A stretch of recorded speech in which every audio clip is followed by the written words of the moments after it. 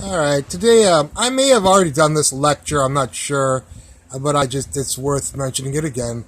Just a real quick review that if you want to find a recursive solutions to like an equation like this, what you'll do is you'll solve for if I solve for x here, you'll get this negative x squared minus 4 divided by 5, and you solve for x.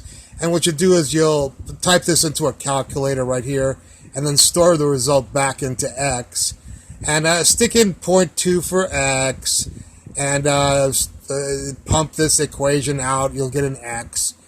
And the point of this is that as you do this recursively, recursive solutions, you should converge. X should converge to a solution of this this equation.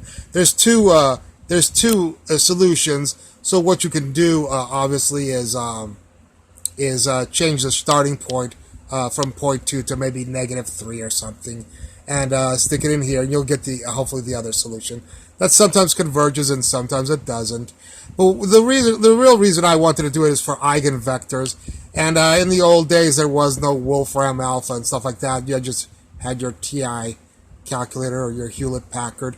And what was a cool way to solve for eigenvectors is you take a matrix and do basically the same thing you did here, where what you would do is just basically stick the, start off with some sort of matrix, eigenvector, just a random eigenvector like 0.3, 0.2, 0.1.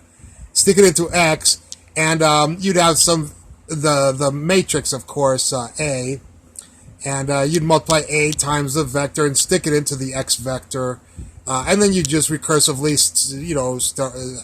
figure out this AX, A times X, and hopefully, some of the solutions converge, and sometimes the solutions converge, and sometimes they didn't. More than often they did converge. So it was a nice, quick way of figuring out eigenvectors, and then of course the eigenvalues.